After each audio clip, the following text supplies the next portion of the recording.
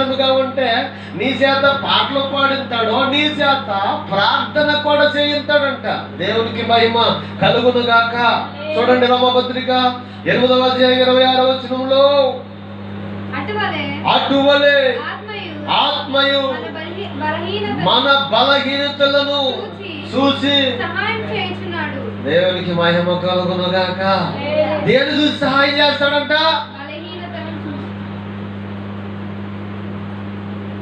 క్రైస్తవులకు ఉన్న, దేవుని బిడ్డలకు ఆయనకున్న, ఆయన బిడ్డలకు ఉన్న ధైర్యం ఏంటంటే అదే.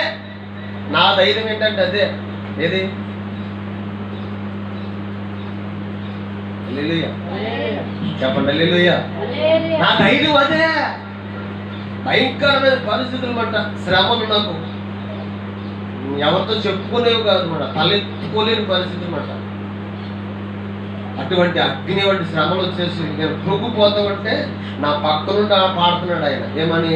నడిపించుచున్నాడు నజరేయుడు, నడక నేర్పుచున్నాడు చిన్న దేవుడు. నా పక్క నుండి పాడుతున్నాడండి. నేను కూడా ఆయనతో కలిసి పాడుతున్నాను. వెలుగు వచ్చింది, ఎవరు లేరు, కానీ మళ్ళా పాట రావట్లేదు. మరలా పండుకున్నాను, మళ్ళీ అదే పాటను నా పక్క నుండి పాడుతుంటే నేను కూడా పాడినాయా, కానీ మరిచిపోయాను. వారం పట్టేసింది. ఏంటి పాట పాడాడని ఎవరంట ఎవరంట ఎవరంట ప్రభు, ఎవరు ప్రభు, ఎవరంట నాలో నేను అనుకుంటా ప్రార్థన చేస్తున్నాను. కానీ మళ్ళీ ఒక రోజు మరలా నాతో ఉండి పాడుతున్నాను. నాలో ఉండి పాడుతున్నప్పుడు మరలా పాడినప్పుడు ఆ పాట నాలో దేవుడు ఏం చేశాడంటే నా హృదయంలో దాన్ని ముద్రించాడు, స్టాంప్ వేసాడు దాంట్లో. హల్లెలూయా. స్టాంప్ వేసిన తర్వాత వెలుగు వచ్చినా కూడా మర్చిపోలేదు, పాడటం ప్రారంభించాను. దేవునికి మహిమ కలుగును గాక. ఎలా పాడాలని నేను నా గొప్పతనము కాదు. దానికి డైరెక్టర్ మా దినాకర్ గారు.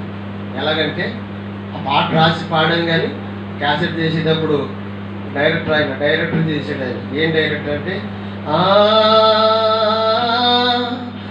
ఆరాధన, అది ఫస్ట్ని లాస్ట్ని పెట్టాను. ఆయన ఏమన్నాడంటే ప్రతి శరణం వెనకాల ఆ రాగాన్ని, ఆరాధనని అది పాడితే బాగుంటుంది నాన్న అని ఆయన డైరెక్షన్ చేశాడు. దేవుడు వాయులో ఉండి నాకు డైరెక్షన్ చేశాడు. దేవునికి మహిమ కలుగును గాక.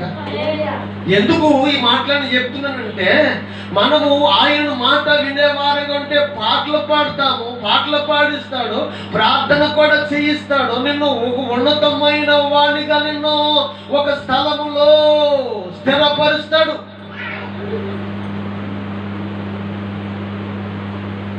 దేవునికి మహిమ కలుగును గాక.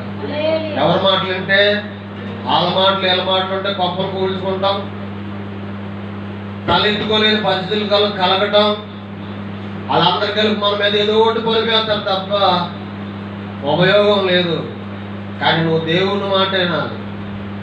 ఎందుకంటే దేవుని మాట విన్నావు అనుకో, నువ్వు ఆశీర్వాదకరంగా ఉంటావు. అబ్రాహామును దేవుడు అన్నాడు కదా, అబ్రాహామా నీవు నా మాట విన్నావు కనుక ఇదిగో నీ వలన, నీ సంతానం వలన ఈ భూమి యొక్క సమస్త జనులు ఆశీర్వదించబడతారు అని అబ్రహామును దీవిస్తున్నాడు. దేవునికి మహిమ కలుగును గాక. చెప్పండి హల్లెలూయా. దేవుని సన్నిధి నీకు ఎదురుగుండా ఉన్నా, దేవుని సన్నిధి నీ పక్కనున్నా, దేవుని సన్నిధి నీ మధ్యలో ఉన్నా, దేవుని వాక్యము నీకు ఒకవేళ నీ చెవులకు వినపడుతున్నప్పుడు కూడా ఈ చెవంటి నా చెవంటి విడిచిపెట్టేసి లోబడిన పరిస్థితులు కలిగి మానవుడు జీవిస్తూ ఉన్నాడు. దాని విషయంలో తనలో తానే తాగుతున్నావు అంటున్నాడు, లేదా వ్యభిచారం చేస్తున్నావు అన్నాడు, లేకపోతే అబద్ధం ఆడవు అంటున్నాడు, లేకపోతే ఇలా చేసావు అన్నాడు, అలా చేసావు అన్నాడు, ప్రార్థన రాలేదన్నాడు, లేకపోతే మీరు ఇలాగంటున్నాడు అలాగంటున్నాడు. దేవుని యొక్క వాక్యమును హృదయంలో పెట్టుకుని నిన్ను నీవే వర్షుడు తమ గుడారములో ఏం చేస్తారమ్మా? కీర్తన గ్రంథంలో 125 వచనంలో యెహోవా మాట ఆలకింపకుండా ఏం చేస్తారంటే తమ గుడారములో వారు సనిగేవారుగా ఉన్నారంటే. సనగటం వల్ల ఏం జరిగింది? చదువు.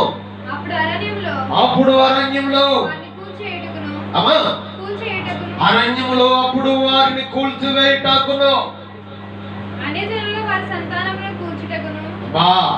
దేశంలో వారిని చెదరగొట్టుకును దేవునికి మహిమ కలుగును గాక. దేవుని మాట వినకపోవటం వల్ల ఏమైపోతున్నాయి? జీవితాలు ఏమైపోతున్నాయి? కుటుంబాలు ఏమైపోతున్నాయి? ఎలాగో చెల్లా చెదురైపోతున్నాయి. ఎవరి మాట వెనక? మనుషుల వైపు సార్ పక్కోడు వల్ల అలాగైపోయేదాకా ఆ ఇల్లు, లేకపోతే పక్కోళ్ళ వల్ల వాళ్ళకి నాశనం అయిపోయారు, పక్కోడు ఇలా చేశాడు, లేకపోతే ఆమె వల్ల ఇలాగ, ఏమి వల్ల ఇలాగ అయిపోయింది. మనుషుల వైపు చూస్తాం. లేదు లేదు లేదు. రామపత్రికలో ఉంది కదా, నువ్వు దేవుని మాట్లాడు, దేవుని వాక్యానికి నీ హృదయంలో చోటు ఇవ్వకపోతే దేవుడే అంటున్నాడు. ఏమన్నాడు చూడనమాట రామపత్రికలో, దేవుడి వాక్యానికి మనం చోటు ఇవ్వకపోతే, దేవుని మాటలు మనం వినేవారుగా లేకపోతే జరిగే పరిణామాలు ఎలా ఉంటాయో ఒక్కసారి చూద్దాం. ఒక్కసారి ఎప్పుడుకైనా దేవుని యొక్క వాక్యమునకు చోటించి దేవుని పరిపూర్ణంగా ఆరాధించి పరిపూర్ణంగా